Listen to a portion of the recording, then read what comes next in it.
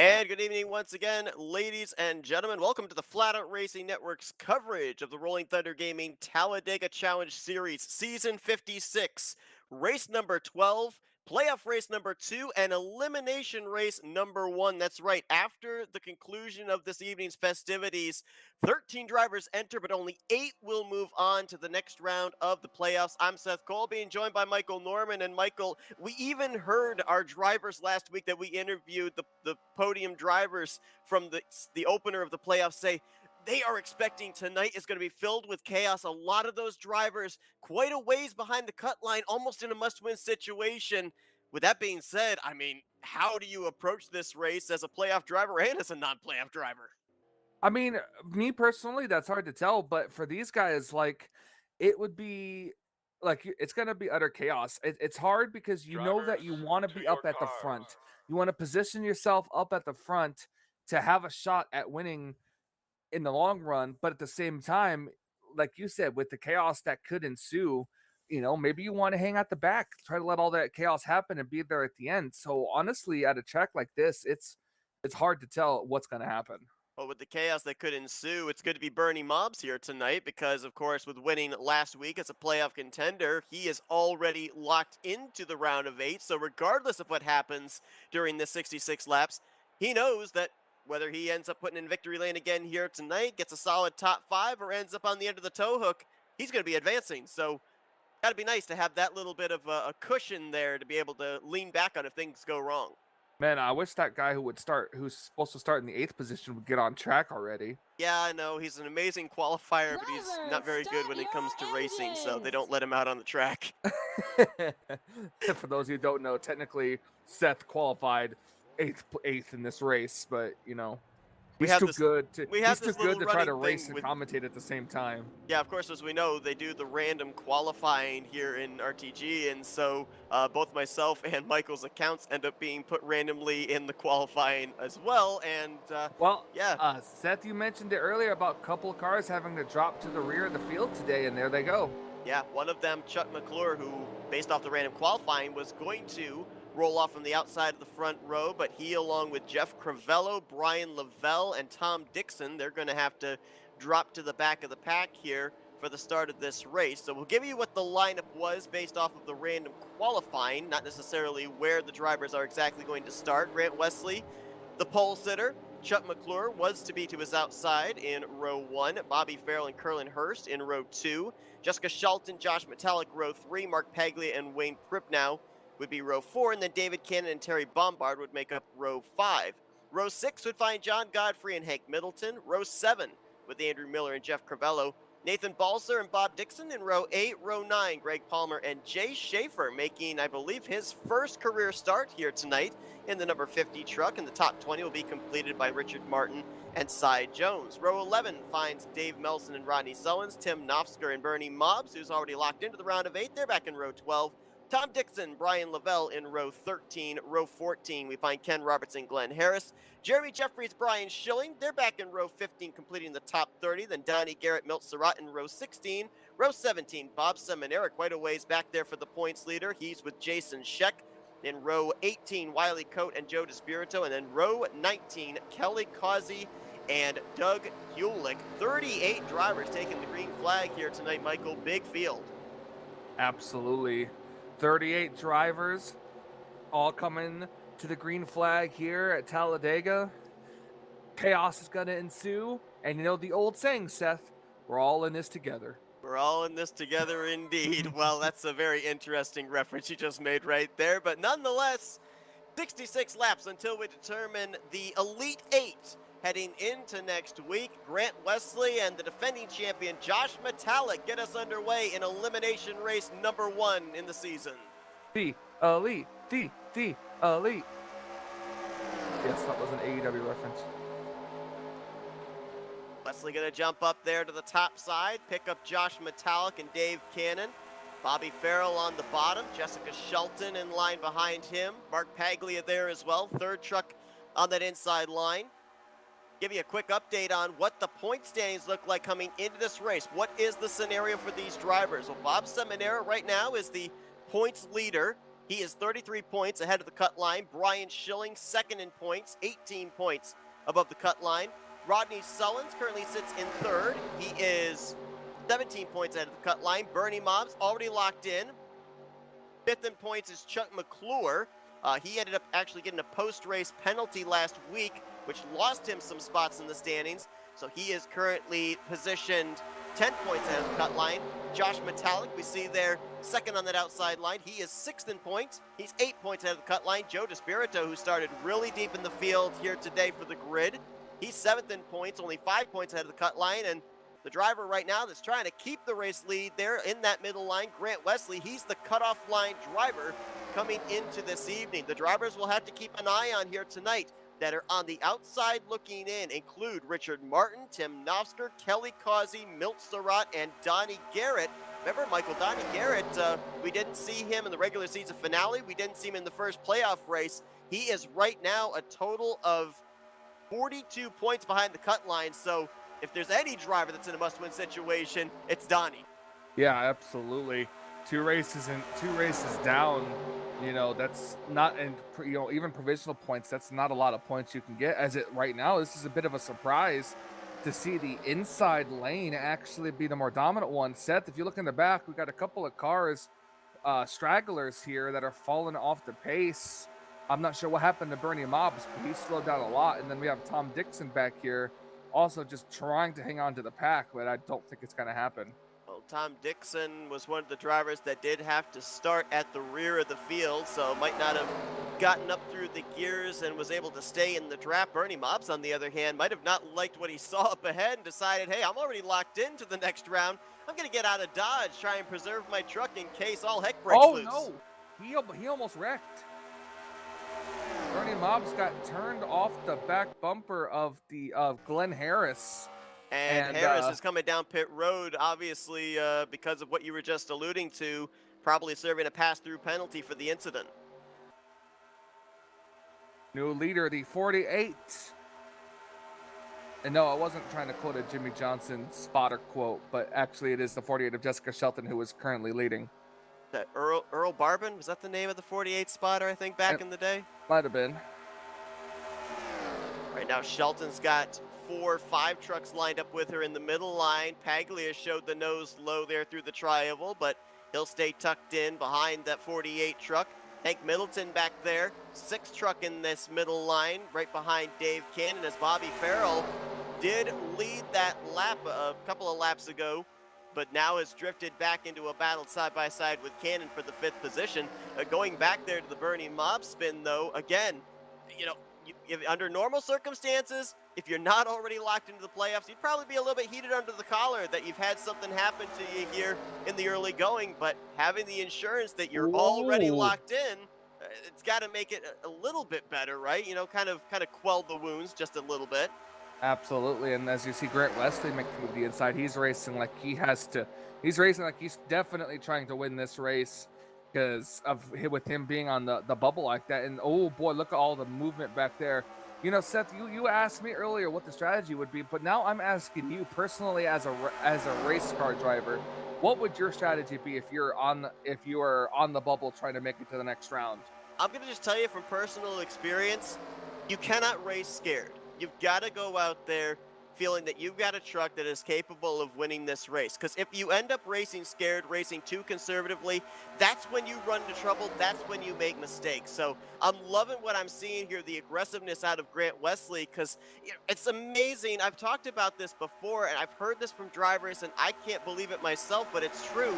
Drivers, while they're racing double and 3 wide, they are calculating points in their head with the drivers around them. And for Grant Wesley, I would have to think that doing the mathematics in your head of who you've got to be ahead of, who's got to be behind you by how many positions, that's got to be the toughest thing being the cut line driver, because you've got to not only make sure that the drivers behind you are still in your rearview mirror, but maybe see if you can get yourself some insurance, run a little bit further ahead than maybe the next 2 guys ahead of you in the point standings. So right now, I think for Grant Wesley, it's got to be go for this victory. It's not a must-win situation for the 88, but I really think he has to have the mentality of it being a must-win scenario. I completely agree. As the outside, the middle lane there, getting getting the upper hand through the corner down the back straightaway, but that was mostly because Mark Paglia was just on the back bumper of that 48 machine. Tight draft, and that's what creates the straightaway speed, gets the momentum moving for the middle line. Is now Rodney Sullins there in the 38, former winner this season, playoff contender. I was just about to say that. Yeah, he's sitting right there in that third spot. Brian Schilling right there as well in the fourth position. Brian Schilling is, I believe, let me double check on this, outside of Milt Surratt, I think that he is the only other driver that has made it into the playoffs but did it through points. He still wants to find victory lane here this season. I completely agree. And who wouldn't? Yeah, you got on by points. I mean, what are you, Ryan Newman? No, you want to get out there. You want to have a neck, and you want to get out and you want to stick that neck out there and get the victory. You want to have a neck. Oh, yes. Listen, I was going. You know what, Michael? You're absolutely right. That is what is at the top of every single one of these drivers' bucket list right now. They don't want to win the race. They don't want to move on to the next round of the playoffs. Number one on the list, they want to have a neck.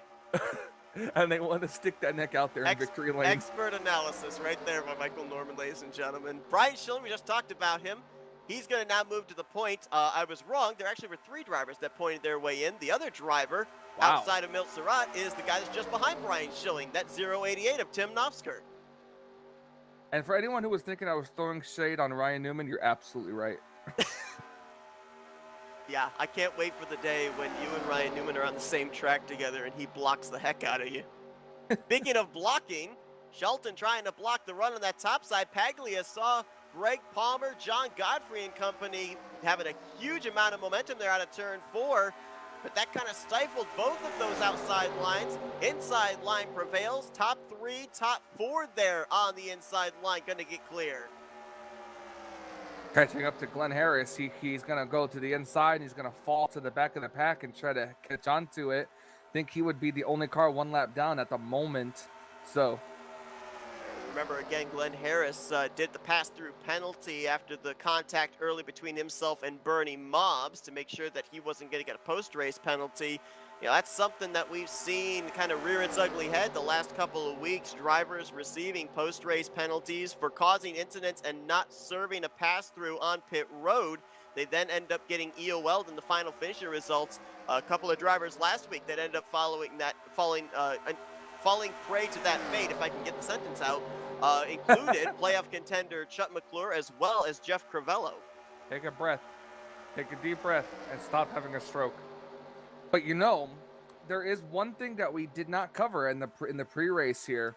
What if the odds of having another first-time winner on the season, another different winner?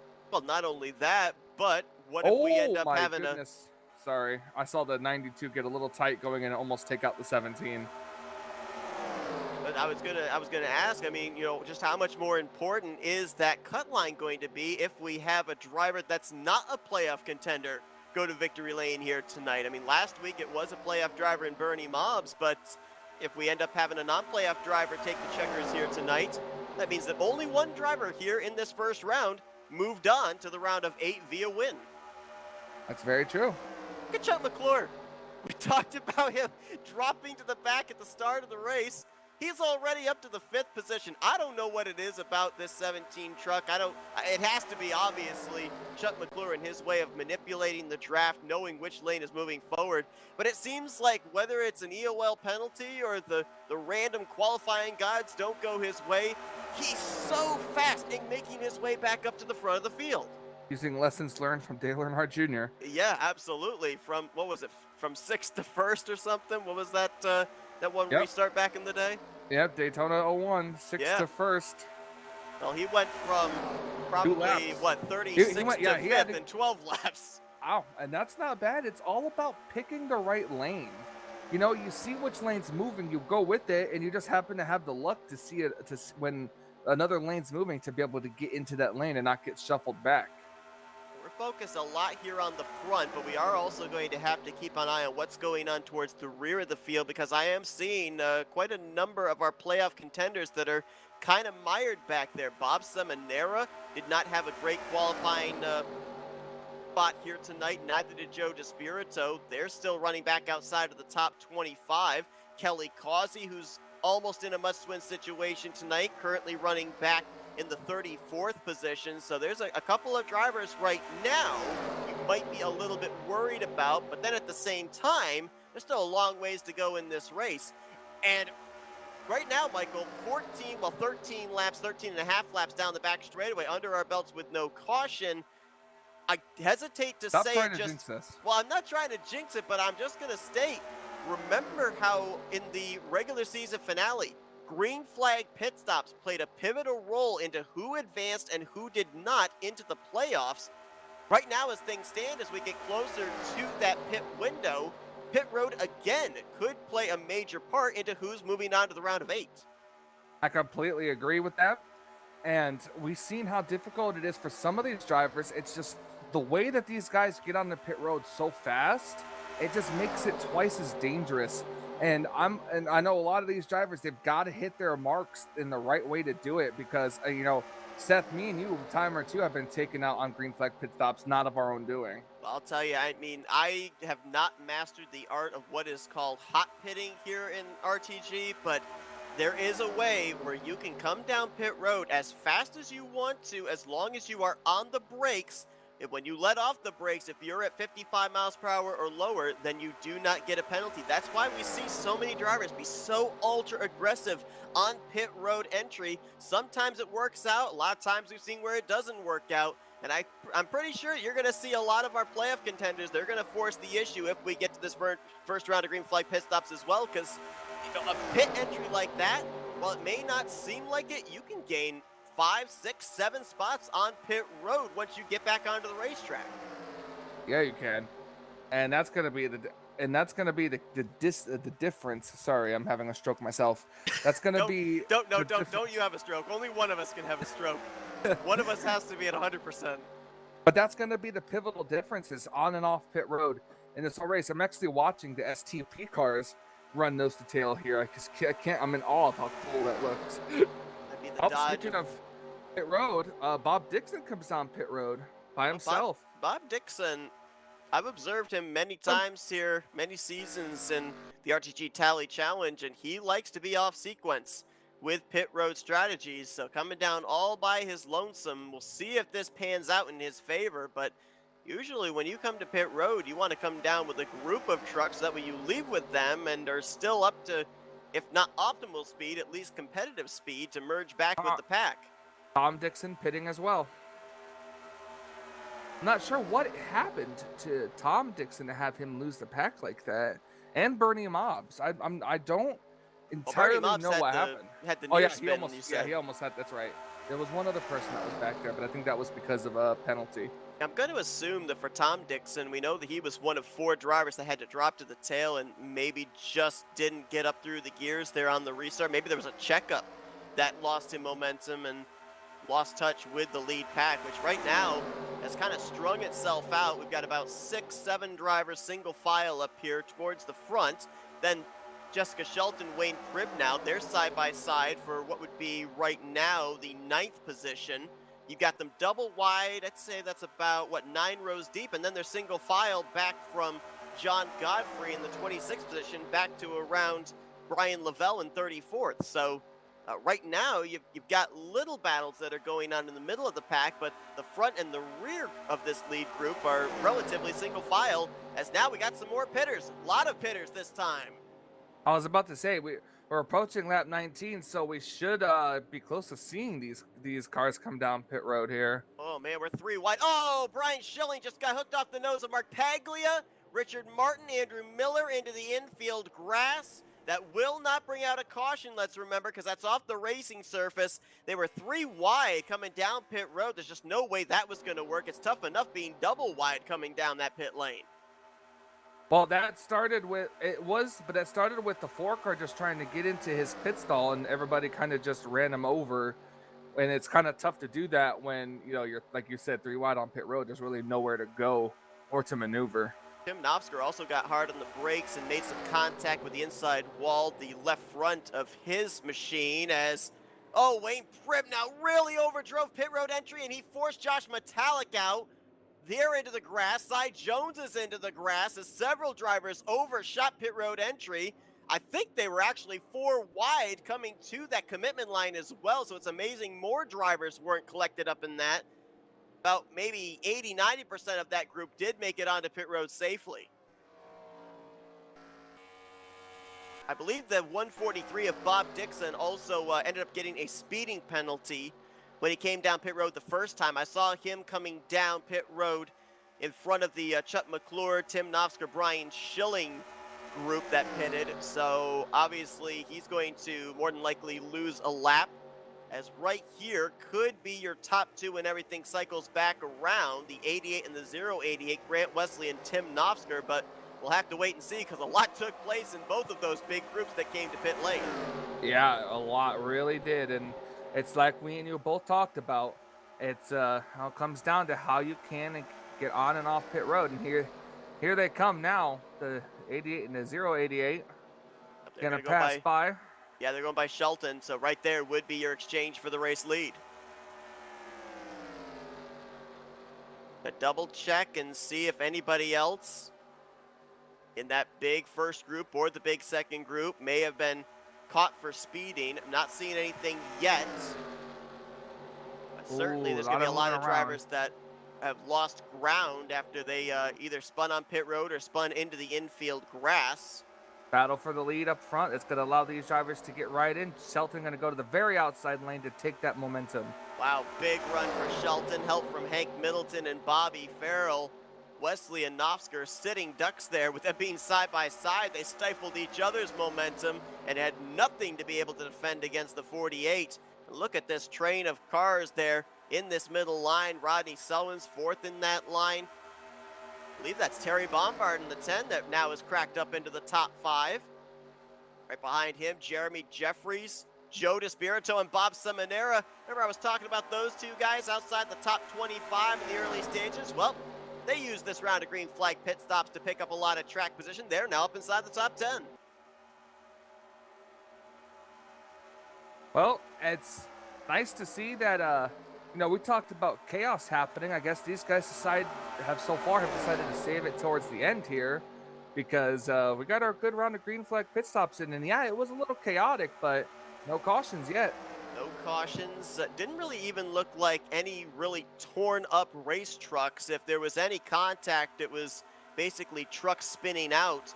So there are going to be trucks that are going to go a lap down. We've seen Wayne Pribb now, Cy Jones going a lap down right now. But I think that for the most part, nobody's going to be out of this race. A lot of them are going to be hoping to get the free pass if they can here, if we end up getting a yellow flag. That's very true.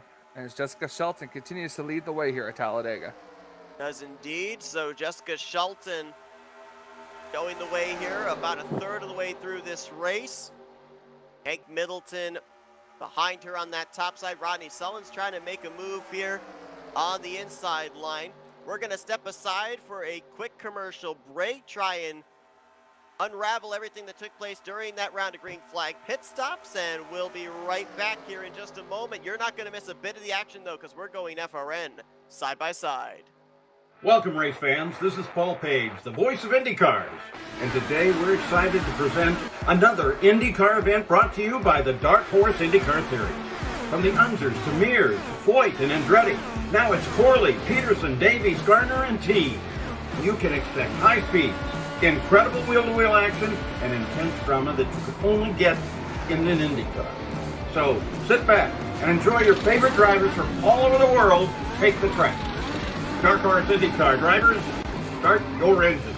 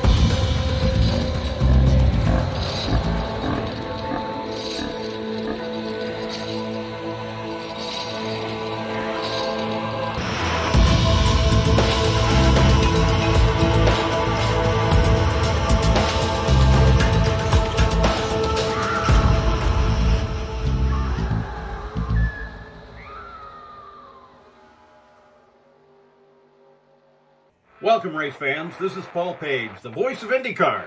And today we're excited to present another IndyCar event brought to you by the Dark Horse IndyCar Series.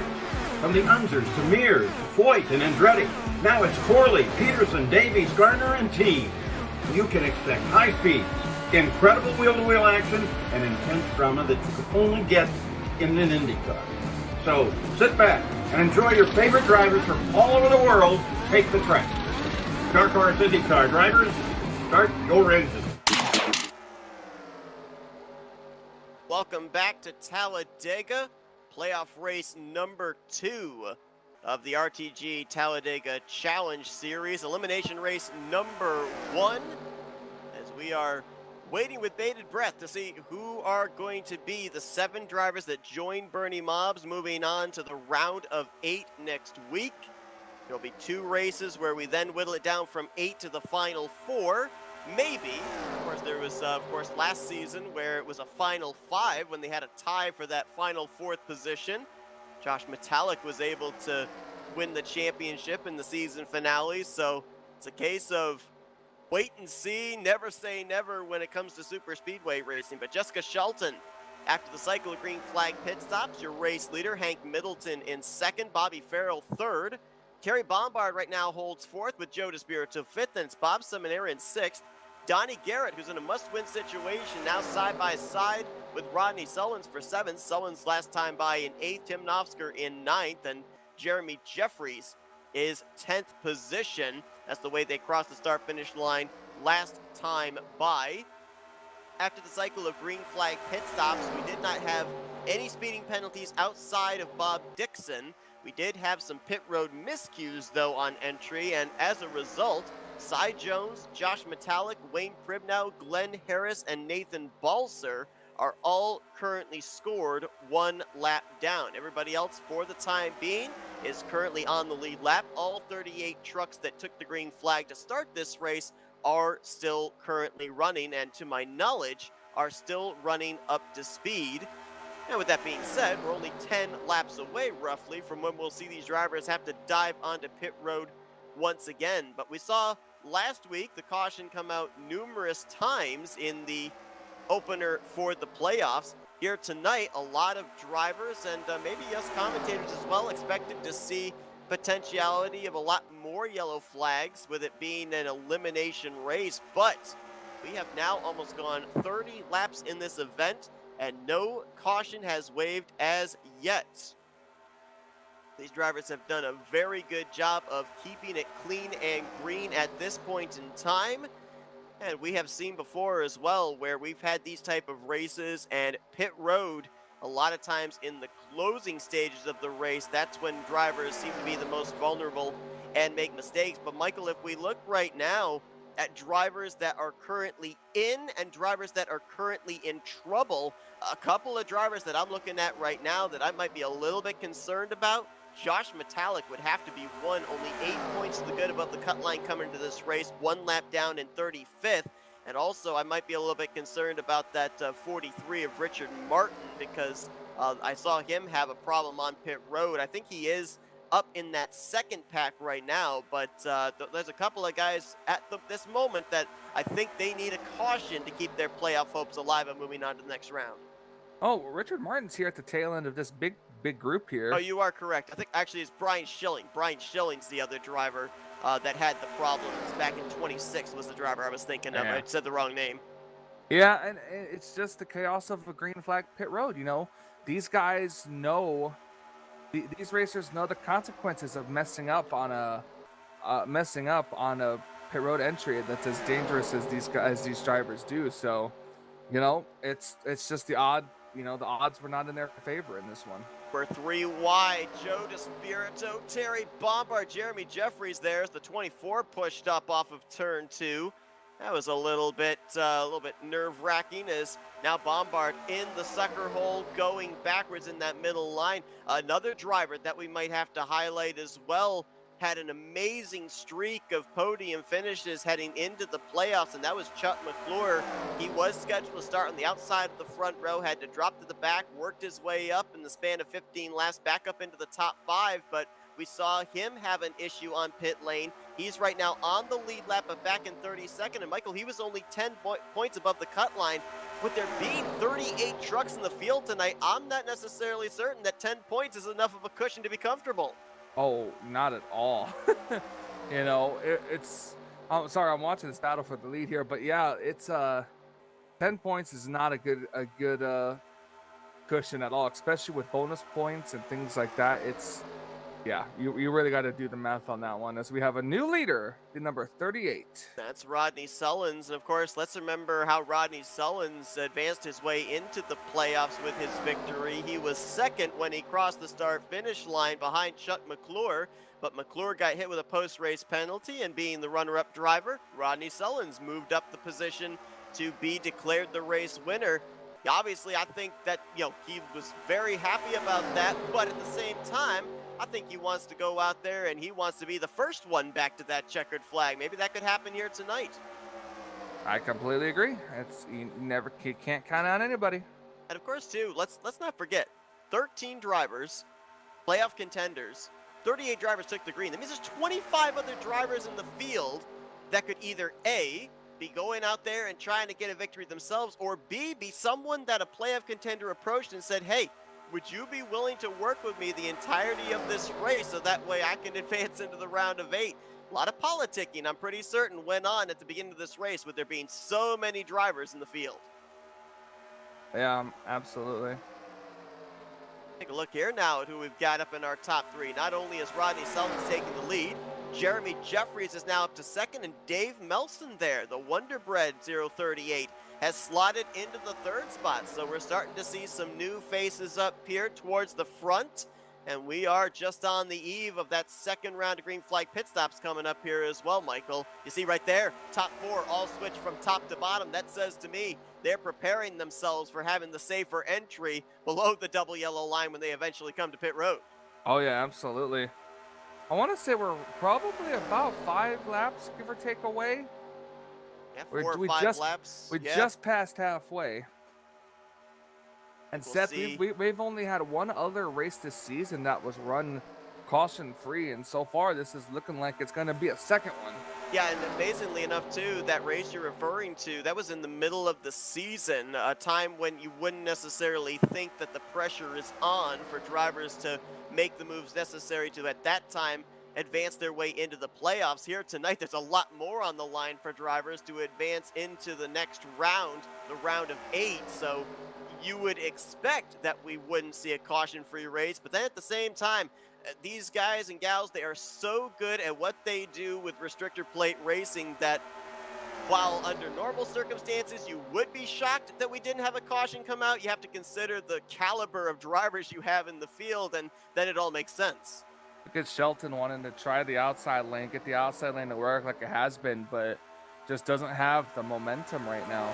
Well, remember that Shelton and Middleton there, they came down with the second group onto pit road, so they would be about 1 lap better on fuel than the drivers ahead of them potentially. That might be why they were trying to make that move on the top side, try and get back to the front before this pit stop cycle begins. See Tom Dixon in the 45. He's going to go a second lap down. If you're wondering about Josh Metallic, playoff contender that is currently off the lead lap, he is sitting in a free pass position. He is the first truck 1 lap down. Cy Jones currently holds the second lucky dog position, but he's got his hands full with Wayne Pribnow. Right now, that is the battle for the second and final free pass should we get a yellow. 24 come down pit road this time. Joe DeSpirito indicating he's going to be coming down pit lane. I think we're going to have a lot more coming down with him as well. A lot more this time. Yeah, absolutely. I think you'll see Wesley coming down. I think he came down with the first group. Don't remember if Rodney Sullins was with the first group or not. I would assume he probably was, since those top 4 all went down to the inside. Yeah, you see right there, Middleton, Shelton jumping up there to the top line. Those are drivers that are staying out the extra lap. The drivers hugging the bottom, they're coming down this time. Absolutely. And I was going to say, you definitely want to be one of the front runners coming down the pit road, because that's less likely of a chance you're going to have of getting caught in an accident. And wow, there it goes. Jeremy Jeffries. Oh, and you have a wreck back there? Bobby Farrell, and that's Milt Surratt, playoff contender. He Jeremy Jeffries hit the wall hard enough. Let's see if he was able to uncheck damage when he's coming down pit road, because that could definitely cost him time. He also came in awfully hot. I was not on his truck at the time to see what the telemetry was when he crossed the commitment line, but I'm wondering with him going into the slide like that, if maybe, just maybe, he came in a little too hot and might get hit by the speeding police. We'll have to wait and see. Well, if he was still on the brakes, like you said, maybe he won't get caught. We'll have to wait and see, as now here comes that second group down pit road. Shelton, Middleton, Dave Cannon, Wow, Greg Palmer. If Shelton does not get a penalty for that, that was perfectly executed to get on the pit road. And I don't know why I made the hand gesture, because you guys can't see it. I'm sorry, I'm Italian, it happens. Well, no, it happens with me too. The hand gestures, it just adds to the commentary, even though it's behind the camera and nobody is able to see it. Like, I wonder how many times, like, Mike Joy or others, or, you know... Well, you talk about an Italian, I've seen Joey Logano talks with his hands in the broadcast booth all the time. Yeah, but is he actually Italian, though? I'm pretty sure he's Italian. Oh, there's somebody sideways on pit road back there. I can't see who it is. Like Jeffries did get hit by the speeding police. He's back down pit road again. Milt Surratt also coming down pit lane a second time. I'm not certain if this was because he maybe missed his pit stall or if this is a speeding penalty. Ty Jones leaving pit lane. Jeff Crivello on pit road this time. Greg Richard Palmer Martin. beat Jessica Shelton on the pit road, but there go the leaders right there. They're going to have a 4-car pack, but it won't be too long before this pack gets all bunched up together again. I'll be honest, as a personal opinion, I dislike green flag pit stops in races, because this is what happens. It jumbles it up. I like when everyone's all together and racy, but at the same time, you know, it adds that different effect, the strategy effect, into these races. Not only the strategy effect, but the execution effect as well, because, you know, like we saw with Chuck Mcclure, you can control your own destiny out there on the racetrack as far as moving up to the front. Granted, you have to be aware of when the dreaded big one could happen, but when you come to pit road, this may be an unpopular statement, but I feel there's more ways to trip up on pit road than there actually is out there on the racetrack itself. Yeah, and we've already seen that. Dave Melson right now is scored in second. I believe Terry Bombard stayed out an extra lap. I think he's come down pit road this time. So Dave should be at the top of your leaderboard when he comes around to the start-finish line this next time. You know, I got a question for you, Seth. And that question is, out of everybody who has not won a race this season, who would you pick as for a first-time winner this season if you had to choose somebody? Is it based off of where they're running right now? No, or just based overall? Just in general. Just what you think. Who you think would win this race? Hands down, Brian Schilling. Brian Schilling's been the most consistent driver, in my opinion, that's yet to go to victory lane, and he's been close a couple of times this season. I believe he's got at least 2 runner-up finishes. He might have a third that I'm not recollecting. Of course, one of them was in the season opener when he and Chuck Mcclure just barely coasted across the start-finish line. You have a problem recollecting a lot of things, though. This is true. I don't know. I'm looking up here. I see, like, Dave Melson. You know, Milt Surratt. Oh, no, he's a lap down. Oh, Wiley Speaking of forgetting too. things. Donnie Garrett, you know, you talked about him being in a situation too, and here he is in the 6th position last time by. You know, I was looking at Donnie Garrett before that pit stop cycle began, and maybe more so the drivers around him. You've got Joe DeSpirito in the 24 ahead of him, Bob Seminara in the 712 behind him. Right now, DeSpirito, with where he's running, he would still be ahead of the cut line. Seminara came in the points leader. Remember back to last week when Bernie Mobbs advanced into the round of 8. He's a part of the Florida gang, and Seminara and Joe DeSpirito were working to try and get that 31 to victory lane. Well, Donnie Garrett's in a must-win situation. He's a part of the Florida gang. Keep an eye on the 24 and the 712 if they try to work with Donnie to try to help him out in this must-win scenario. Oh, there comes an inside line coming now. Greg Palmer's going to join the Florida gang down there. Jessica Shelton just behind. We'll see if she's going to jump down there to the inside line with them also. Jonas Now, this Spirito's is been able to get up alongside Rodney Sullins, at least for the moment, for third place. now that was just specifically with the run and momentum they had. But look right there, you see it. Someone on the apron ahead of them. I'm not sure who that is. I think was Andrew that the Miller. 17? Oh, that That's- was Andrew Miller. Yep, 47. How far will that inside lane go before the outside lane kicks in? Because yeah, they had a good run, but it's really the outside lane that gets the better runs off the corner, and that's where all the speed comes from. And with the side-by-side, all those stragglers you see back there, they're starting to catch up to this group, and most of them appear to be jumping up to the top. Tim Knopfsker jumped up there. Wiley Coates now jumping up there.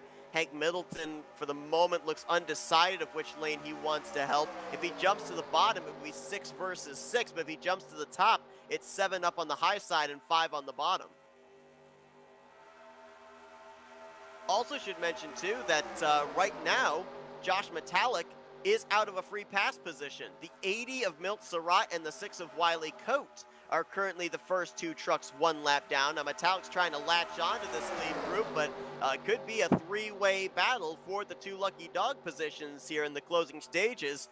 But for Surratt and Metallic right now, based off of the calculations, they absolutely need a caution to come out, or else they are not moving on. Well, with about 20 laps to go, I think we're at what, 22 laps to go at the moment, something like that. It's it could be possible. The only problem is they don't need to be the caution. Not certain what went on with Andrew Miller.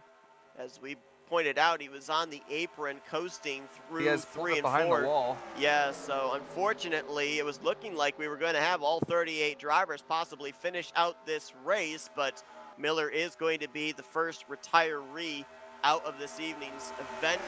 All 37 remaining drivers still on the racetrack, and right now we've got 29 of them currently scored on the lead lap. But at the same time, Michael, there's a big group just up ahead of leader Dave Melson, about 7 seconds ahead, that include drivers like Chuck Mcclure, Mark Paglia, Bernie Mobbs, Richard Martin, and others.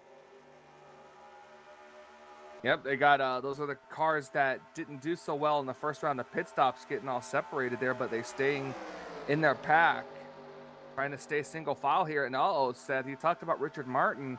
He was doing good prior to that second round of pit stops. Now he's back here in the 28th position, about to get lapped by that main pack. I'm trying to figure it out right now, and as things currently stand, it looks like Knopfsker might be able to work his way up into the round of 8.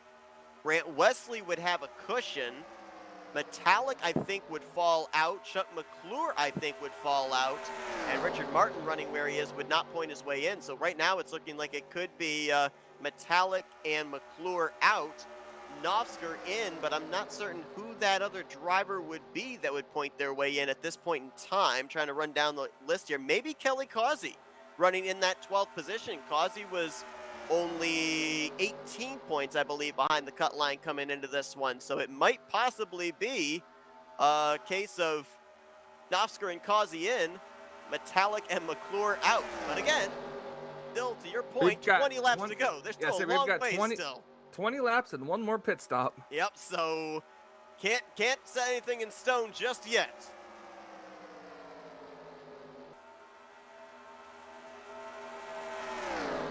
Grant Wesley seems, at least for the time being, very committed to the back bumper of Dave Melson.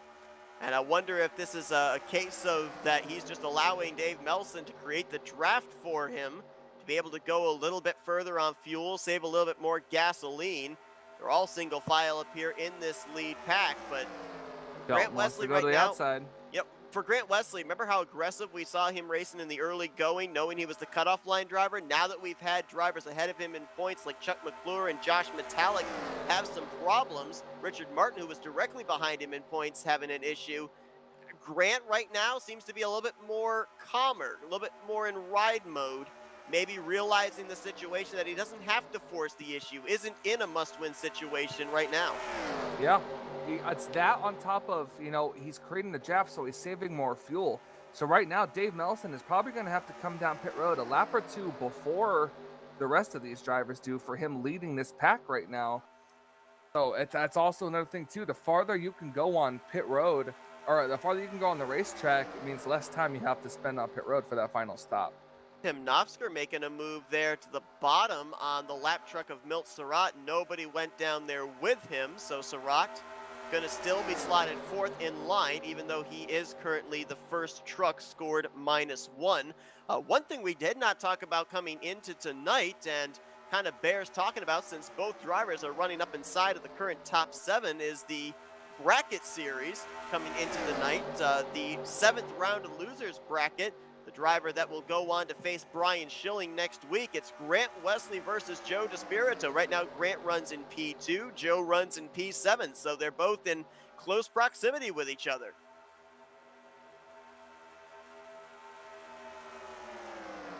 Single file right now.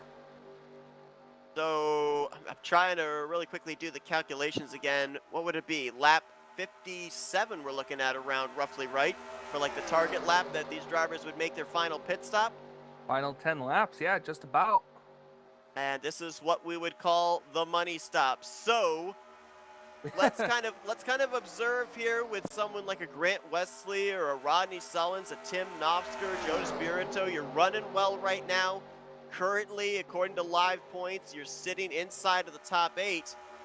Do you just go for it all and try and be aggressive onto pit road again, or do you maybe dial it back just a little bit, make absolutely certain that you don't get hit with a late race penalty? Well, I think Kelly is pitting this time. I saw the 00 and the 55 indicate they are coming to pit road, so Ken and Kelly are coming to pit road this time. Let's see what happens here. They're in group number 2, 11th and 12th position, leading the second pack of 5. They come down pit road. Terry Bombard, Dave Cannon, also going to come down with them, as well as Brian Lavelle. So this pack of 5 trying a little bit of strategy. I like this, to be honest. Oh, wait, caution's out. Caution is out. I just saw the flagman wave the red flag at pit road entry. Oh, big wreck. Big wreck on the back straightaway. Back. Oh, my Lord. That is a lot of cars. Rodney Sullins is spinning. Paglia's involved. Yeah. Bob Dixon, Glenn Harris. I saw Richard Martin as well. Josh Metallic. Hank Middleton. Jessica Shelton. Oh my gosh, what happened? Shelton has some rear end damage, but it doesn't look like much. I think that had to happen with the pack in front of the main pack. Bobby Farrell. Engine has gone south on the Air Force Ford F-Series.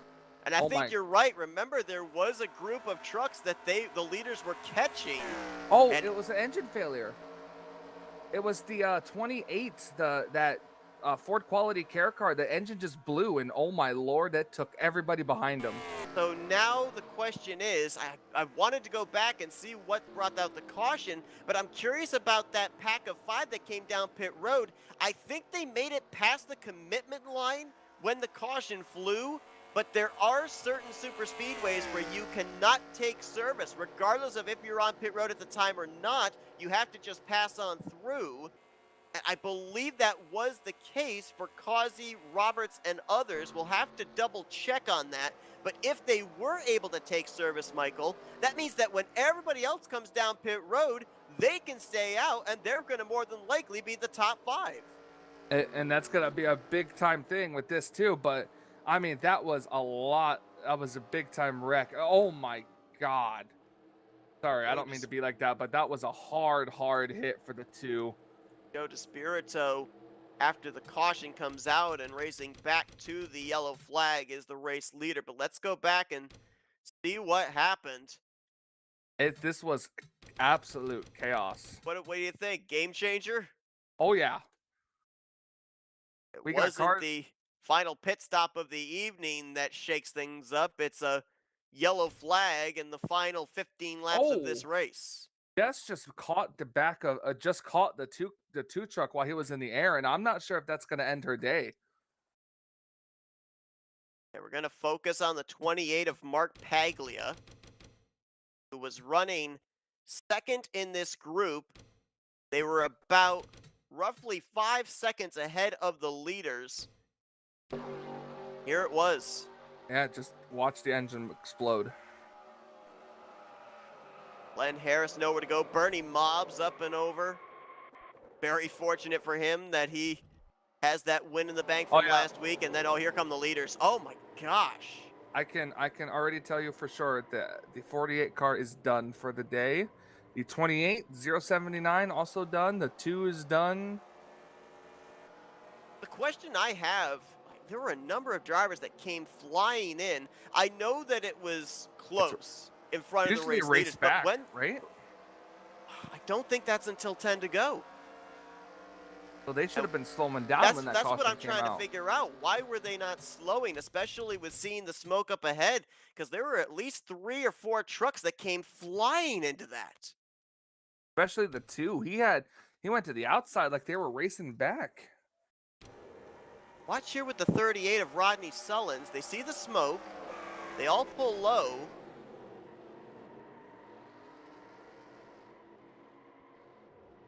That they're saying Kelly Causey is the leader right now. And he is. I think he was able to take service, and that's why he's the race leader. This is a case of deja vu, Michael. Remember back to when he won his first career race a few weeks ago? I Ended don't up think I being the was there leader for on a that late one. race restart? I don't think I was there for that one. Oh, that's correct. Yeah, you're right. That was the regular season finale. We're going to get some more angles here of what went down, but I'm still, again, a little bit perplexed. If not for the reason that the caution came out, if for no other reason, they must have seen the smoke up ahead. Why were they not slowing? Unless they thought that maybe the track was going to be clear by the time they got there. I don't know. I'm going to take an onboard here with the one truck that I specifically saw come flying in. That was the 2 of Hank Middleton. He clobbers the 28 of Mark Paglia. I mean, that was worse than Arca brakes. We're going to go inside of the cockpit. And I want to see 2 things. I want to see When as we the go on caution board, lights- when the caution lights come on and what his telemetry is. Does he start decreasing in speed as they enter into turn 2? Caution lights are on at this point. And he's still at 190 miles per hour on that top side.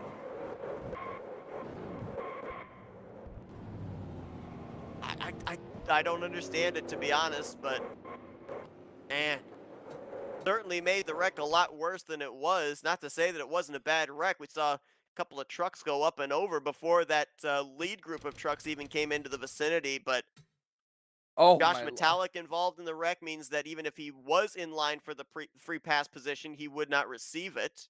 Watching on a race replay, that was scary. I mean, he sees everybody start to slow down. He makes a move to the outside, and then suddenly there's a car there.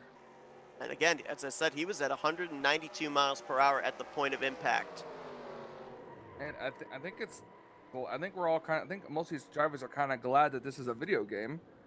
Right? I think somebody would have been going to the hospital if that was a real life accident. Well, so much for the thought process of having all 38 drivers reach the conclusion of this race still on the racetrack. The garage area has filled up in a big hurry. Jessica Shelton's gone behind the wall. Hank Middleton, Bobby Farrell. Hold on, breaking suit. Kelly Causey off the pace. I don't know if they're having him go to the back for coming down pit road, even though it didn't give him a black flag. And that seems to be what they're doing because he's not coming to pit road. They might be giving him an EOL penalty. I'm almost wondering. I'm trying to remember what the rules of super speedway racing are just based off of the game itself.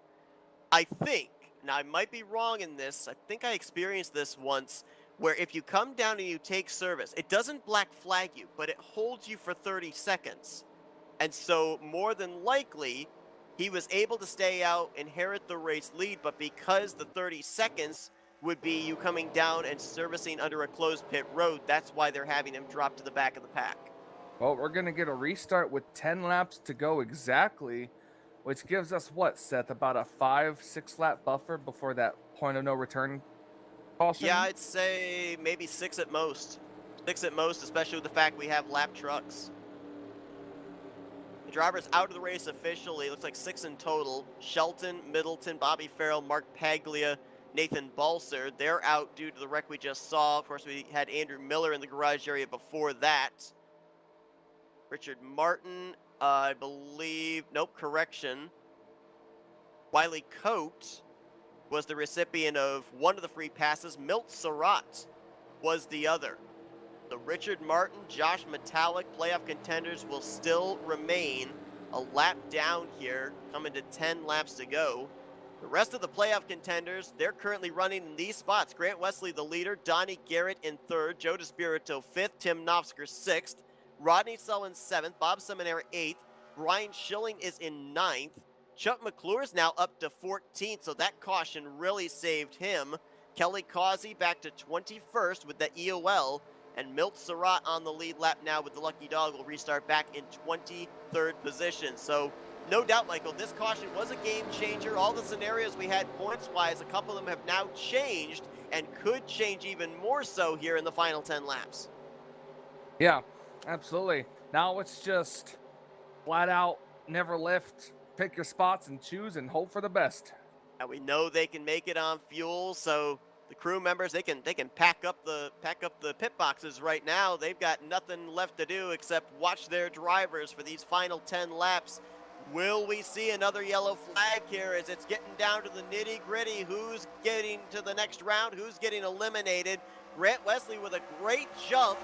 Got a truck jumping to the top side, dropping to the back. Is that Greg Palmer, the 22? It is. Not sure why he just bailed, but he jumped up to the third lane. He's going to the back. That's going to stall out that entire outside line that allowed Grant Wesley to jump up in front of Dave Melson. Well, Melson's just got a ride in second place for right now. He's got a couple of drivers behind him, including that 77. And Johnny Garrett's got Joe DeSpirito there with him. So if the 77 makes a move, will the 24 go with him? They got separated from the other teammate, Bob Seminara. He's got Rodney Sullins and I believe that's Tim Knopfsker in between them. And I don't know about you, but I'm at the edge of my seat right now. Tell you what, I want heart monitors on these drivers. I want to know what they're experiencing in the cockpit of these machines as we tick closer to the end of this race. Grant looks like he's in good shape to advance to the next round. Same for DeSpirito, same for Sullins, Tim Knopfsker, Brian Schilling, Bob Seminara, but that could all change in the span of a lap. We've seen in the past wrecks coming back to the checkered flag. A lot of playoff contenders or drivers that have been up front all day long, finishing outside the top 15, top 20 due to an issue on the last lap of the race. So again, we cannot set anything in stone until that flagman finally waves the checkers. Or the flag that before that. And by that, I mean it's either the caution or the checkers that are going to come out first. Yeah, we're not to that point yet. The next 2 or 3 laps, it would be the next flag would end the race. We've got an inside line trying to form. That's Jeremy Jeffries and Brian Schilling. Looks like they're going to pick up Terry Bombard and John Godfrey, but they're going to need a lot more numbers down there. I've got a feeling here, Michael, that if we see a move for the race lead, it may be up on that third line rather than on the bottom. Yeah, the bottom line is not that great. It really, I mean, you can gain a little bit of ground in the corners, but as soon as you come off of the corner, immediately you lose it all. You lose all that momentum. A big reason for that too, and we've seen it. The truck on the inside gets so tight on the bottom, pushes up, and that scrubs off. It may not visibly look like it, but that scrubs off about a mile or 2 per hour down the straightaway. A big loss of momentum. And that's why the middle line and the outside line are able to gain so much straightaway speed. Looky there. Donnie Garrett took a peek to the inside of Dave Melson, showed the nose, so trying to get Dave Melson thinking right now. Yeah, probably trying to tell him, hey, I want to go. Let's go. Because you never know what's going to happen. But honestly, the smart move right now would be to wait to the final couple of laps. Hey, sometimes if you got to get a line moving, have a fast truck leading it. Chuck McClure just jumped down to the inside line with Jeremy Jeffries and Brian Schilling, and they're starting before progress. We got an engine that just exploded. That's Dave Cannon. He's going to get Richard Martin. They're wrecking in the tri-oval. Dave Schaefer in his debut. Oh my goodness, Wayne Pribb now enters in stage right, and he's up on the back deck of the 50 truck. I'm not sure if this will end the race under caution. I don't think so. I think we're going back green. I think we're going to have a one-lap shootout. Another engine failure, bringing out the second caution of the day. The first caution was for the Mark Paglia engine failure, and this time it's the Domino's Pizza Chevrolet of Dave Cannon and several others collected up in it. That's a tough break there for several drivers. Jay Schaefer's already gone back to the garage area. He was doing a good job here tonight, too. Kept his nose clean, was still on the lead lap in his debut. Was in line for possibly a top 15, maybe a top 10, depending on what happened at the end of this race. But hardship there in his first start of his Tally Challenge career, as we'll go back and take a look at what happened, because there's really no point of watching these guys going past pit lane, because I don't think very many of them are going to be takers. Oh, not at all. I don't know, Seth. This is going to be interesting.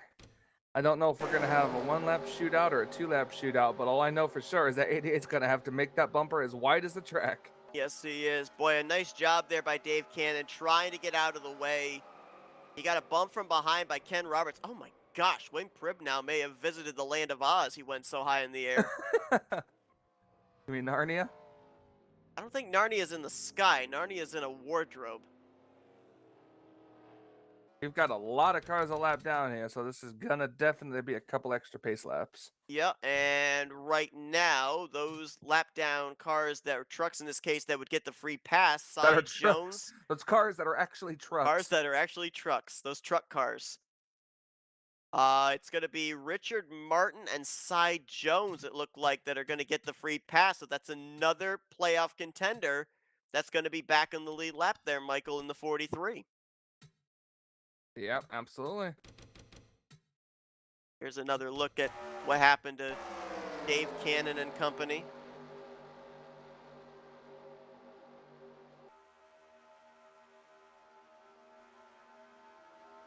See the shot there that Ken Roberts gave to Dave Cannon that almost worked out in these drivers' favor because it sent him up to the third groove, but it also got Dave really, really loose. That's why he spun back down into the field.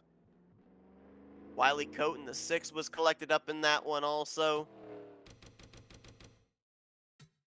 Oh, I'm sure once his engine exploded, he had that car turned up to the outside wall as best as he could. And here's the thing, too. Regardless of if we had a wreck or not, Dave Cannon was so far up the racetrack that we would have had a caution fly for debris. So regardless of how the scenario played out, we would have been under the yellow flag for the second time tonight.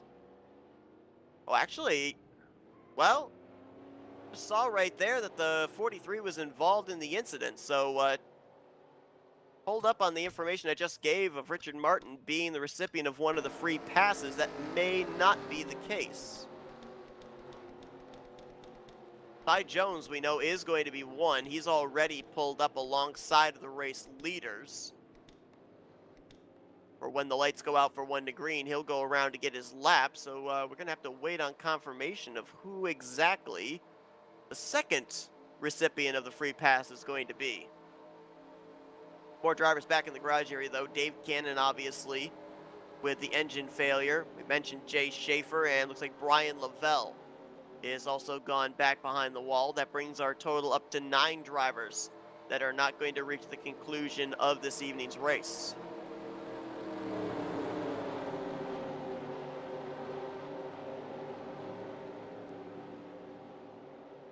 Well, we got a couple of drivers, Michael, that are either in the latter half of the top 10 or just outside the top 10 that we haven't mentioned here tonight. And we may be talking about them by the end of the evening. Jason Scheck is going to be on the outside of row 5 in the 10th place restarting position. Curlin Hurst going to be just behind him in 12th. John Godfrey's been relatively quiet here tonight, but he's back there in 14th. And Kelly Causey, who we saw get sent to the rear of the field on that last restart for getting service on a closed pit road, he's now back up to the 15th position. And it looks like Richard Martin is confirmed going to be that second driver getting the free pass.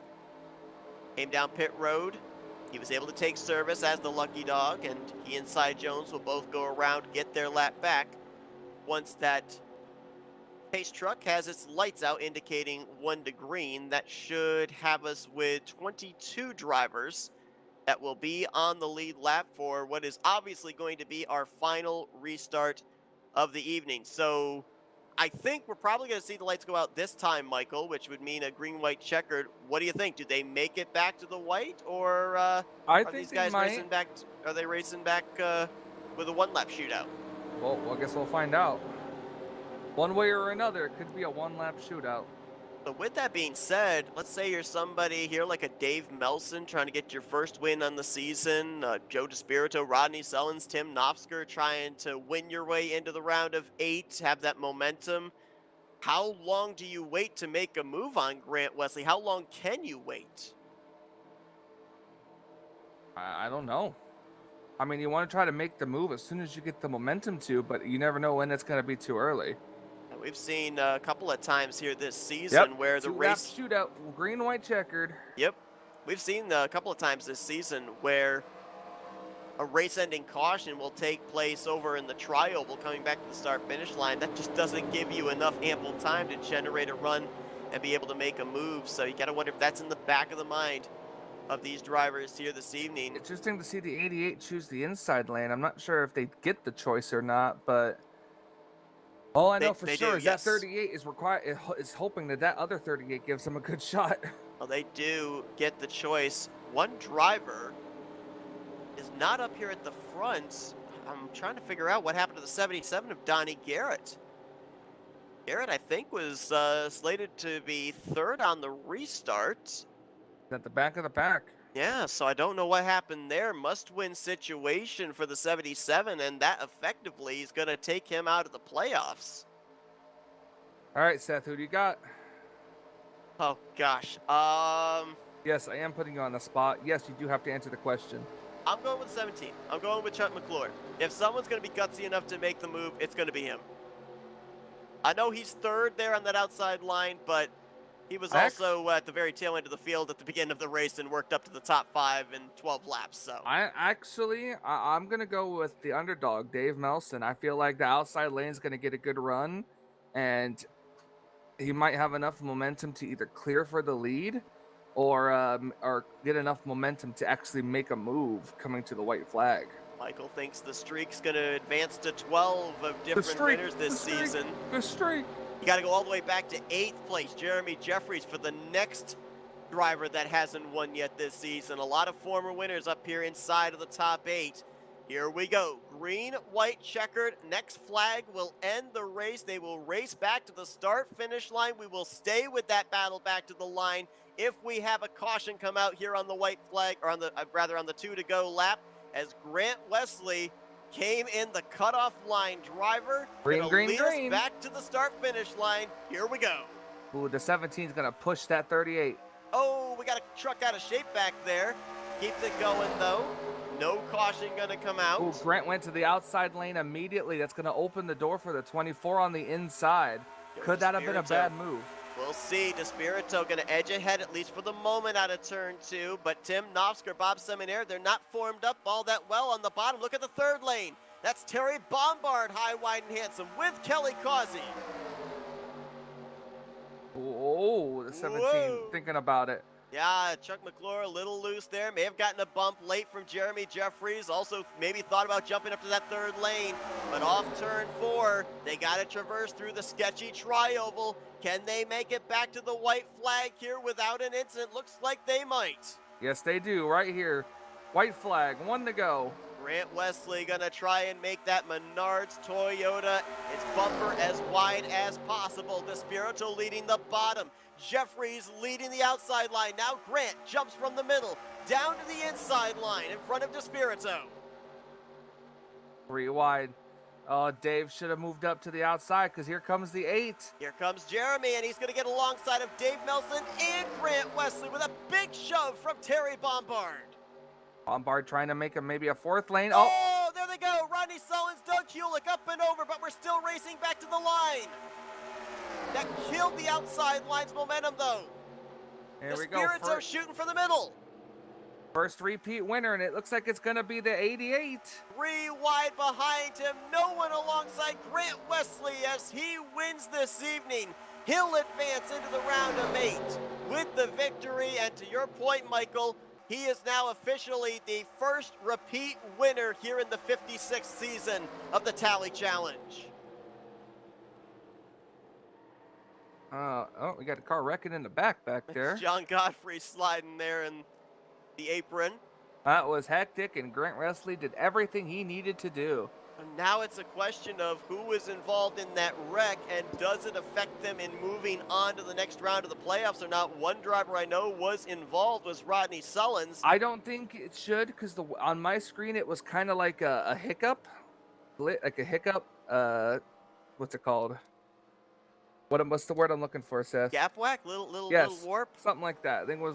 We can say warp here in NR. Yeah, I was gonna say it was definitely a little bit of a lag warp issue that I don't think should fall on anybody, but I'm not sure exactly how the rules work. What I'm wondering though is like the drivers that were involved, Rodney Sullins, even if it wasn't an incident caused by him, right now he's slated to finish this race in 20th, and he was only 17 points ahead of the cut line.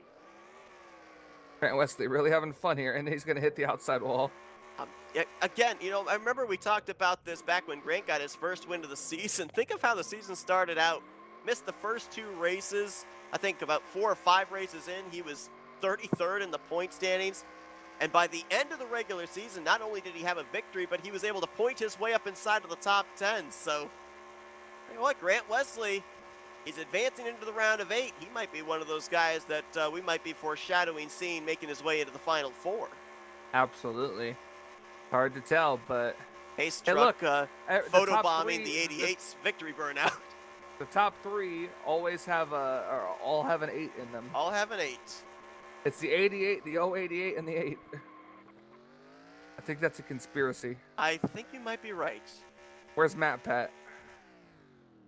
We just needed Glenn Harris to finish in 4th, and we had the 08 up there as well. And then Milt Surratt in 5th. We'd have the 80. Wow. Okay. Stop with the conspiracies here. Here we go. Let's take a look here at what happened. It did not affect the outcome of the race because it took place on the white flag lap. But it did involve at least one playoff driver in Rodney Sullins. I believe the other truck was Doug Hulick that I saw get out of shape. This was going into turn 3. Kelly Causey. Oh. I don't know if it was on the Flatcaster side, but it looked like the whole server for a moment may have had a warp. That's what I was thinking. And they were all pushing and shoving as well they should have been on the final lap. No space between the bumpers, so doesn't leave a whole heck of a lot of room for error.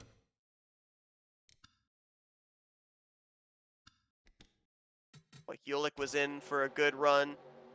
Rodney Sullins, obviously. And there you see everybody shimmied left and right. Ken Roberts in the 55 was in it. There's Tom Dixon involved.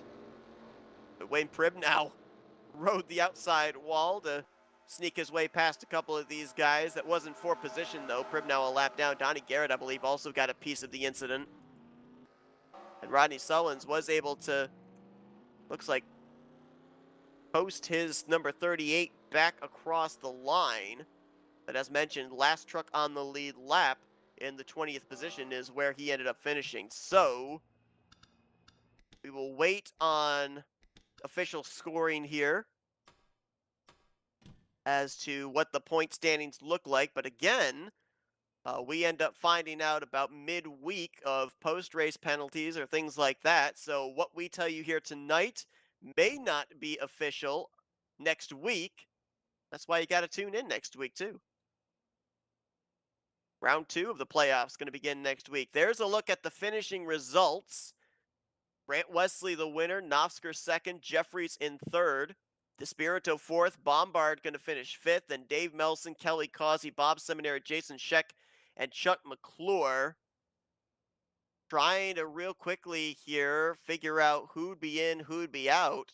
I think Nosker could be in, Kelly Causey could be in, Milt Surratt could be in, but at the same time, a lot of the guys that were above the cut line had good performances as well. So right now, Michael, I'm just going to leave it to the professionals, let them do the calculations, because it looks like for about a good half dozen drivers, it's too close to call. It could come down to just single points. Yeah, absolutely. It's always better to let people who actually know how to do math do math. That is a very good point, and I am not one of those people. Neither am I. Here's a look at the drivers that had the misfortunes here tonight. Officially 3 caution flags this evening, including the caution that came out on the last lap. The other 2 cautions really weren't necessarily for cause. They were stack ups because of drivers having engine failures. So for the most part here tonight, these drivers in an elimination race of all things, with 38 drivers in the field also, they drove a very clean race. Oh yeah, absolutely. I believe that the points are currently in the process of being calculated, so we will wait for the word on that. And as that takes place, let's see if we can talk with our podium finishers here tonight. We'll begin things with the driver that brings it home in the 3rd position, and that is Jeremy Jeffries. Hey, Jeremy, it's Michael and Seth up here in the FRN booth. You got us? I do. Hey, Michael. Hey, Seth. Well, man, wild finish to this one. That second caution certainly seemed to be the game changer and what gave us the thrilling finish here tonight. But you were right in the thick of it there. 3 wide. You were leading the charge on that top line. I mean, when we saw the incident back behind in turn 3, just kind of seemed like that's what stalled your guys' momentum out. If that hadn't happened, did you have the momentum to be able to get this victory, do you think, out of 4? Oh, I would like to think so. That bottom lane was strong, though. Had some good players down there, some championship guys down there. They were pushing pretty good, but they broke apart in the tri-oval, and that might have been a chance I needed if I'd had that little bit of extra push. Well, we know when it comes to super speedway racing, we always see you up there at the front. We've seen you go to victory lane a number of times. But as a non-playoff contender, how does it change the mentality of how you race the drivers that are playoff drivers, specifically here tonight with it being an elimination race? Really, it doesn't change the way I race around them or I race them for position. I just don't want to do anything that's going to necessarily have a negative impact as far as wrecking or, something along those lines. But I'm still out here to get the best finish possible for my team and myself. Now, we know that green flag pit stops this season have played a pivotal point into who has made it into the playoffs. Of course, here tonight we saw a couple of rounds of green flag pit stops, and it played its part into who may be advancing to the round of 8 and who didn't. But I think maybe tonight, no driver was more aggressive on that second round of pit stops for pit road entry than you were. Almost actually spun the thing out when you came off of the break. A lot of drivers seem to be adapting this strategy of hot pitting. Just how much different is it now when you've got a whole pack of drivers trying to do that in how you approach who you come down pit road with?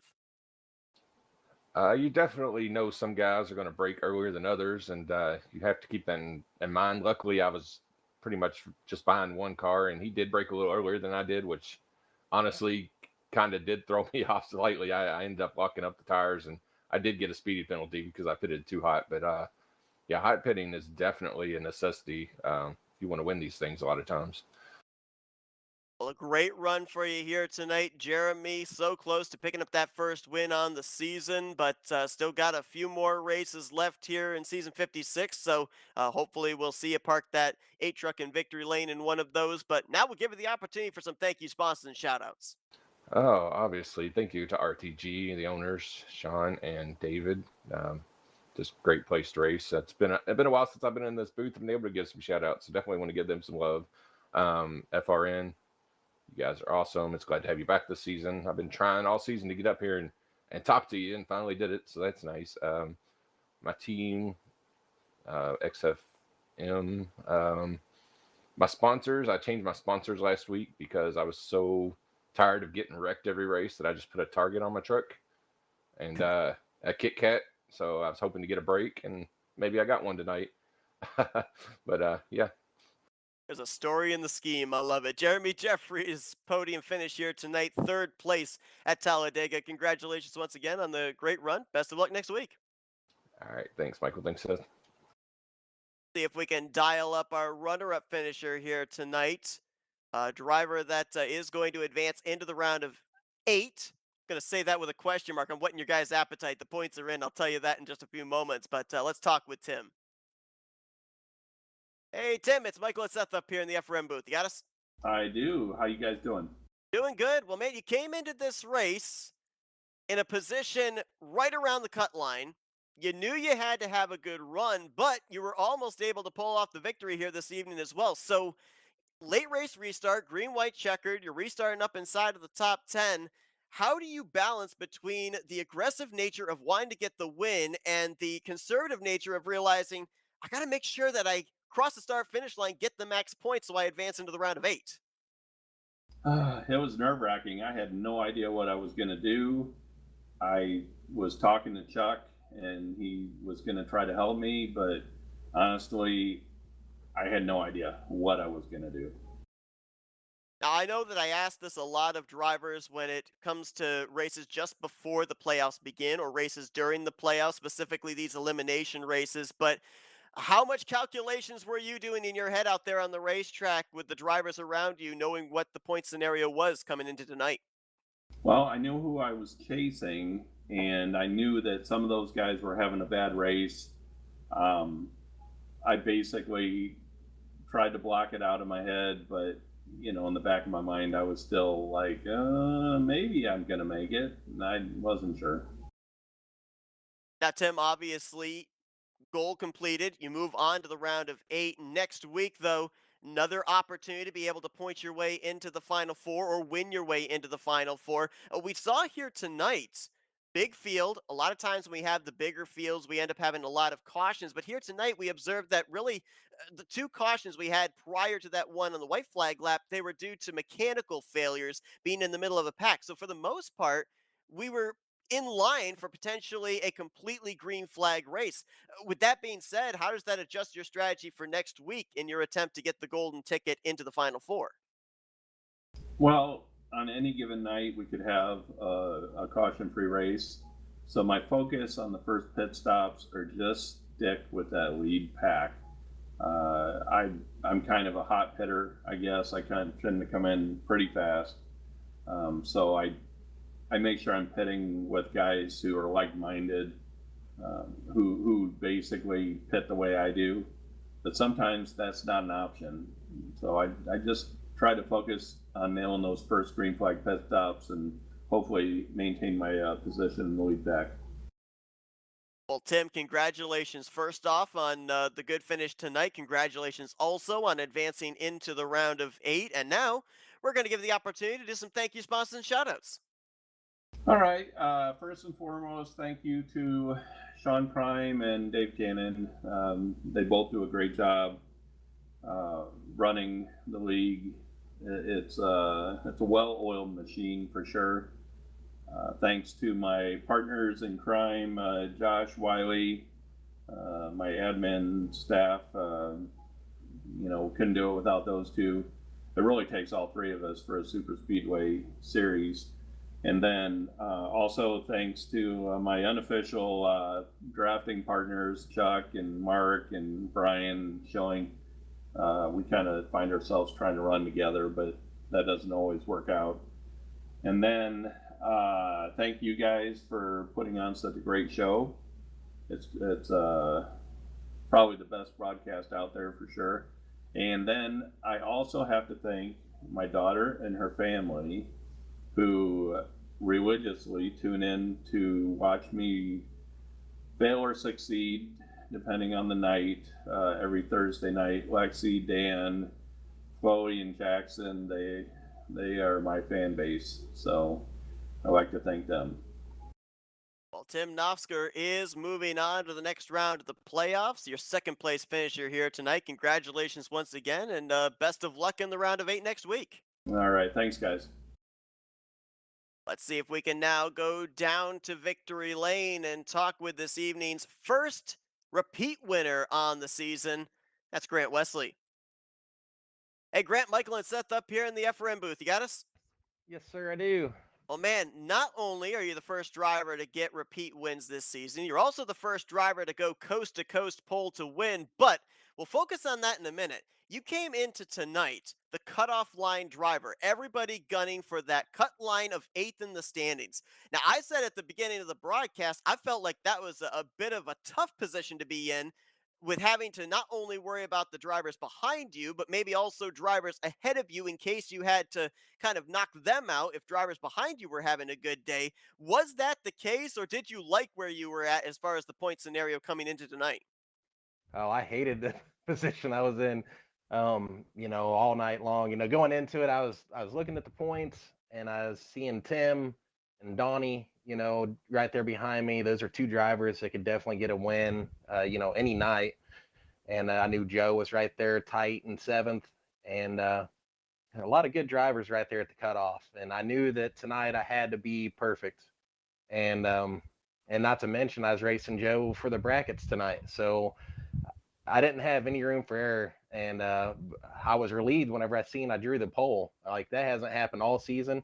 In fact, in any random start, I've never gotten a pole. So it was a perfect time for that. And I was able just to keep it up front, keep it in the lead draft, because we went caution free there for a while. Coming around lap 52, though, holy cow.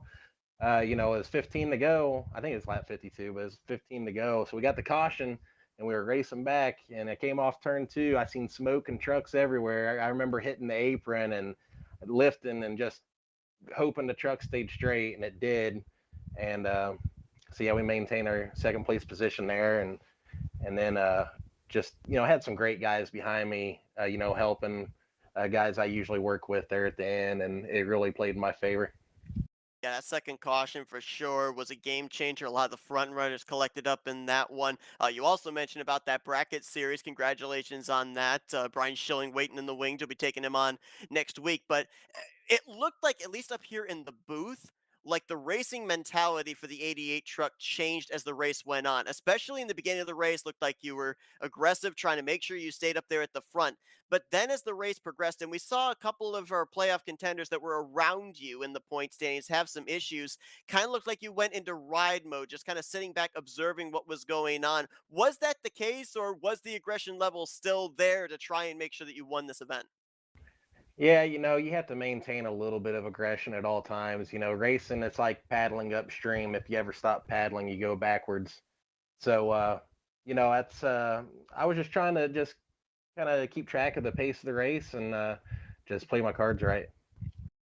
Now, obviously, Grant, with this victory, you advance into the round of 8. So with that being said, we saw last week Bernie Mobbs was able to get the victory, came into tonight knowing that regardless of what happened, he was moving on.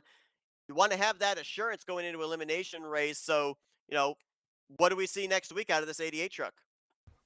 Well, I'm greatly relieved that it looks like, looking at the unofficial point standings, it looks like I gained 5 spots, and it's showing me unofficially in 3rd with a win. So that's going to position me probably somewhere around 2nd going into round 2, which is a great place to be. So yeah, I guess starting next week, I'm going to have to play it safe. I'm going to have to stay out of trouble. That's number 1 on the cards. And, the best way to do that is to be up front. So, yeah, that's the plan. Well, he was up front tonight. He tied for most laps led this evening with 14. He got the pole. He gets the win. Grant Wesley, the victor here tonight. First repeat winner on the season. And Grant, you know the drill. We're going to hand that mic over to you, let you do some victory lane. Thank you, sponsors, and shout outs. Yeah, big shout out to you guys. Thanks for doing the broadcast. You guys do an excellent job, Mike and Seth. I'd like to thank the owners here at Rolling Thunder Gaming, Sean Prime and David Cannon. It's such a great place to race, great group of guys. Wouldn't be the same without them. I'd like to thank the admins, the bosses here on Thursday, Josh, Wiley, Tim. They do an awesome job. I'd like to thank my teammates at XFM. Thank my friends and family for watching, and my girlfriend, Brittany. Grant Wesley, your winner here tonight at Talladega in the first elimination race of the playoffs. He's going to be carrying some good momentum into the round of 8. Congratulations once again on the victory. Go enjoy it, and best of luck next week. Thank you. Grant Wesley, your winner here tonight. He will go right back to work in playoff contention next week, as will the following drivers: Bob Seminara, Brian Schilling, Joe DeSpirito, Chuck Mcclure, Rodney Sullins, Tim Nofsker. Now, we know Bernie Mobbs is locked in via win, but we do have a tie for the 8th position between Bernie Mobbs and Josh Metallic. Now, Josh Metallic, one of the admins who does the point stands here as well, we're going to quickly bring him in and see if we can get some clarification if indeed it's going to be a round of 8 or potentially a round of 9. Hey, Josh, you got us up here in the FRM booth. I have you. All right, so we need some clarification here for next week. We know that the point stands have come in. We've just let the audience know what the scenario is, but that 8th position right now, we know Bernie was locked in with the victory last week. We see you tied with him. So do we have a round of 8 or do we have a round of 9 going into next week?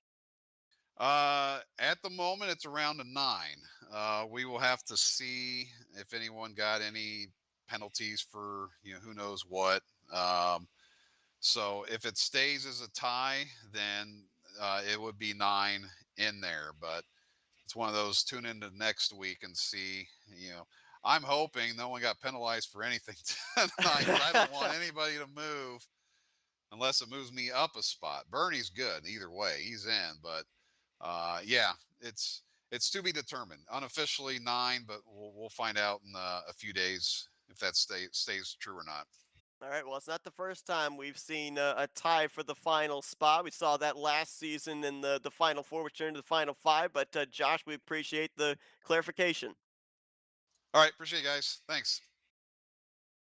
And again, as he said, I'm just going to echo it too. To find out if it is going to be a final 8 or a final 9, tune in next week. Hey, tune in next week regardless, because my gosh, if you don't turn in on Thursday nights, you're missing out on some great super speedway action. I mean, Michael, here this evening, it was on the line for a number of drivers. Unfortunately for Richard Martin, Kelly Causey, Milt Surratt, Donnie Garrett, at this point, they have been eliminated from the playoffs, but we had a star-studded field coming into this one. Unfortunately, with elimination process, some of those stars have to be taken out of playoff competition, and we're going to be having the same scenario in 2 weeks' time. Yeah, absolutely. And I mean, I give credit to all these drivers. They definitely tried their best, and just for some of them, things didn't go their way. So what do we think? Here tonight we talked about how relatively clean race outside of the mechanical problems. We had a number of cautions last week with drivers trying to get that golden ticket automatically into the round of 8, regardless of the elimination race here tonight. Well, we've got an opportunity just like that for the Final Four next week. What type of a race do you think we're in for? Do we see the same type of race we saw last week? I agree. I believe that we will see the same type of racing. We'll see, it was very tame, to put it into standards today. In fact, really the only accidents came from engine blowing, which I believe is I don't think that's just random and our engine blows too. I think that was just, when you stay single file, your truck does get hot over a certain period of time. And I think that's just what we saw. But honestly, tune in because you're going to want to watch it. It's going to be very, very interesting. Yeah, and how important is it to get that locked in position? Well, Bernie Mobbs last week went to victory lane. Tonight had issues. His truck was actually up in the air at one point, finished a lap down in 26. So it is very, very important when you're going into an elimination race, knowing I'm in, I'm locked in, I'm good. So next week should be a lot of fun. Be sure you tune in next Thursday night. It's going to be race 13, playoff race number 3, the first race of the round of 8 or 9. We'll have to wait and see, but cannot wait for it. Green flag next Thursday night will fly at 9 p.m. Eastern Standard Time. Michael, it's been a great one here tonight for the elimination race. Appreciate you joining me in the booth again. Absolutely. This is so much fun to do. I can't wait for next week. Grant Wesley, your winner here tonight at Talladega. Who will be taking the checkered flag next week? We'll find out. Until then, though, enjoy the rest of your Thursday evening, folks. You've been watching another broadcast courtesy of the Flatout Racing Network. This broadcast is the copyrighted work of Flatout Racing Network and may not be rebroadcast, retranslated, or used in any form without the express written consent of Flatout Racing Network and iRacing.com Motorsports Simulations. Flatout Racing Network would like to thank you for your support, and we hope you enjoyed tonight's broadcast.